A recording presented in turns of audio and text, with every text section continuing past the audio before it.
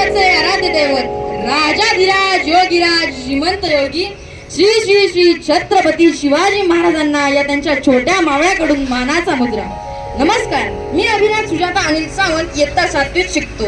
आज आपणासमोर आपण उद्या साजरा करणाऱ्या शिवजयंतीच्या निमित्ताने शिवप्रेरणा सादर करण्याचा प्रयत्न करीत आहे.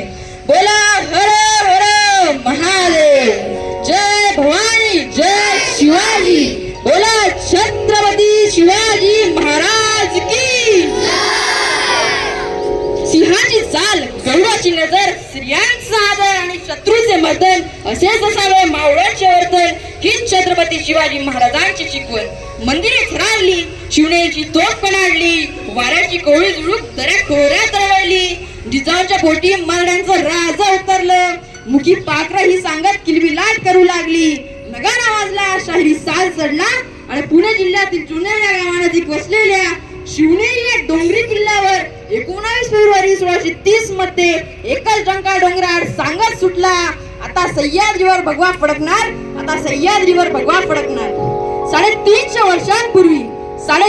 वर्षांपूर्वी महाराजांच्या वाटेला आलेला संघर्ष एवढा मोठा होता की जोपर्यंत चंद्र व सूर्य आहेत तोपर्यंत छत्रपती शिवाजी महाराज तुमच्या माझ्या मनात जिवंतच राहतील.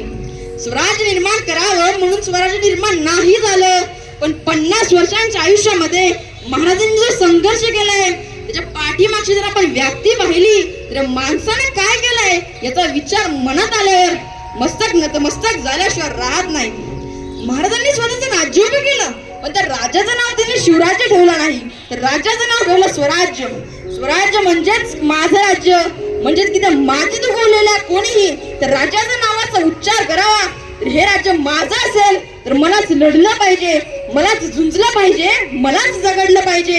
ही उर्मी त्या प्रत्येकात रुजवली, फुलवली, भरवली. शिवकाळामध्ये जगण्यासाठी नाही तर मरण्यासाठी स्पर्धा होती. महाराज मोहीम काढायचे आणि यसाजी म्हणायचा, महाराज हा डाव आपला, आपण जाणार. तसा बाजी म्हणायचा, यसाजी आम्ही आहे ना बघ, ही मोहीम आपली, आपण जाणार. तसा तानाजी म्हणायचा, बाजी कपासून नंबर लावून बसलेले का, वय माग, ही मोहीम आपली, आपण जाणार, आपण लढणार. जगाच्या पाठीवर लोक पहिल्यांदा जगण्यासाठी नाही तर मरण्यासाठी स्पर्धा करत होते. महाराज प्रत्येक संग्रामात स्वतः उभे राहिले. त्यातील पहिला म्हणजे अफजल खानाचा वध. प्रतापगडाच्या पायथ्याशी महाराजांनी अफजल खानाचा कोथळा बाहेर काढला. तो कोथळा बाहेर काढण्यासाठी महाराजांना लागली ती 2 मिनिटे, पण त्याच यशस्वी 2 मिनिटांसाठी महाराजांनी तब्बल 1 वर्ष नियोजन केले. तब्बल 1 वर्ष. महाराजांना ठाऊक होते की शत्रूचा पहिला पराभव आधी मनात करावा लागतो, नंतर रण सोपे जाते. म्हणूनच अफजल खानाचा पहिला पराभव महाराजांनी मनात केला, नंतर त्यांना रण सोपे गेले. 8 वर्षांमध्ये महाराजांनी साल्हेर पासून तर जिंजीपर्यंत 260 किल्ले जिंकून घेतले. ही एवढी सोपी गोष्ट नव्हती, कारण कोणता किल्ला घ्यायचा, कसा घ्यायचा, कोणत्या सरदाराला पाठवायचं, सैन्य किती पाहिजे, दारुगोळा कशा बनवायच्या, तोफा कशा चालवायच्या, हे सर्व नियोजन केल्यावरच सैन्यासहित त्या किल्ल्यावर आक्रमण करायचा व मोहीम फतेची कस्तच करायची. 35 वर्षांच्या वयामध्ये 422 किल्ले जिंकणारे थोर राजे होते आमचे शिवराजे, ज्यांची युद्धनीती इतकी प्रसिद्ध आहे की आज ही यांच्याच युद्धनीतीवरती जगाच्या 136 देशांमध्ये संशोधन केलं जातंय. मला राजाचा शिवतंत्र म्हणजेच की गनिमी कामा जो आज ही जगाच्या 32 देशांमध्ये शिकवला जातोय. शत्रूवर दणका द्या, पण दणका देण्याआधी कळू नये आणि दणका दिल्यानंतर सापडू नये, हे कौशल्य म्हणजेच शिवतंत्र. महाराजांच्या स्वराज्यामध्ये एखाद्याचा गुन्हा साबित झाल्यास त्याला तात्काळ शिक्षा आणि चांगल्या कामाची उत्तम पावती अशी विचारधारा माझ्या शिवशाहीची होती. ज्या औरंगजेबानं आपल्या आयुष्याची शेवटचे 25 वर्ष महाराष्ट्रात राहूनही त्याला आपल्या मराठ्यांवर विजय मिळवता आला नाही, त्याच औरंगजेबाला जेव्हा महाराजांच्या मृत्यूची बातमी समजते तर तो काय म्हणतो, तो म्हणतो, दुश्मनों के मजहब औरतों और फकीरों की इज्जत करता था वो सिवा, उसका चाल चलन दूध की तरह साफ और सूरज की तरह चमकदार था. हे अल्लाह तेरा नेक बंदा तेरे पास आ रहा है, जन्नत के दरवाजे उसके लिए भी खुले रखना.